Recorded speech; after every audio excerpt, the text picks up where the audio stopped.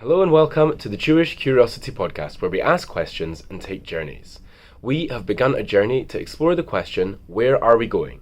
What is this world? What is the next world? And how do we get from one to the other? And in this episode, we are discussing the ideas of free will on the one hand, divine providence, God's involvement in the world on the other hand, and how these two things can work together. How indeed can they work together? We'll have to wait and see. I hope you enjoy. It's with our free will decisions that we build a better world, developing the imperfect Olam into the perfected Olam Haba. But how sure are we that free will actually exists? It's true, towards the end of the Torah, Moses tells the people, I have set before you life and death, blessing and a curse. And he urges the people to choose life, meaning we have the freedom to make that choice. However, we also believe in divine providence. Elsewhere, Moses tells the people, God is the ruler in the heavens above, and on the earth below, ein od. There is nothing else. God alone is in charge of everything happening in the world. So this is the question, how can you believe in both of these things at once? Either we're in control of our decisions, or God is in control of everything. Isn't that having your cake and eating it too, trying to retain these ideas at once? Which is it?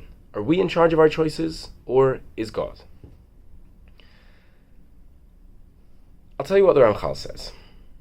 In his amazing work, Tevunot, the Ramchal explains that God runs the world through two systems, Hanhagat HaMishpat and Hanhagat HaYichud, the system of justice and the system of unity. The system of justice is the one where we are in charge. It's all about cause and effect. In a moral sense, you do good, you get good, you do bad, you get bad. But on a deeper level, on a metaphysical level, when you do good, you build. And when you do bad, you destroy. In this system, God is responsive. We make choices and God reacts. Reward, punishment, spiritual construction or destruction, it's bottom up. We are the ones in the driver's seat, and the more good we do, the more we build the world into a better place. The system of unity, on the other hand, is kind of the complete opposite. It's a top-down system. It's about God imposing his plan on the world. God wants the world to reach its ultimate destiny, a perfected reality. And through this system, he ensures that every single thing that happens in the world moves the world itself in that positive direction. So this is the profound part. The Ramchal says that these two systems operate simultaneously. What seems like a contradiction, or at least an alternative, is actually a partnership. We have full control over our choices, and God has full control over the context and consequences. So how does that actually work? Well, let's remember why God created the world. We said that God is the ultimate good, and he created the world in order to share that goodness with us. On the one hand, he wants us to earn it through our choices, because it's going to be far more meaningful that way. But, on the other hand, he doesn't want to risk us missing out on that good altogether. So, he created a dual system. Our choices are real. They shape the world. But God controls the context and the consequences of those decisions in a way that guarantees that the world will keep moving towards its purpose. And by the year 6000, we will reach that ultimate perfection.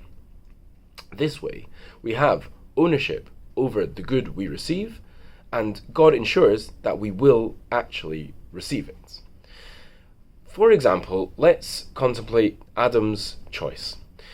God created the world, the Garden of Eden, and he set the stage completely for Adam to make one decision that could bring the world to its ultimate perfection. Refrain from eating from the tree, complete the building. Eat from the tree, destroy it. Adam chose, and as we know, there were consequences. That is the system of justice.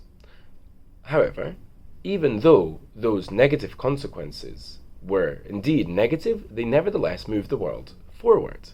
You see, God introduced death into the world, and admittedly, that doesn't sound so good. However, in truth, death actually serves the purpose of purification. Adam had contaminated himself, and he needed a way to get back to purity. It was through death that the world got back on track, and that is the system of unity at play.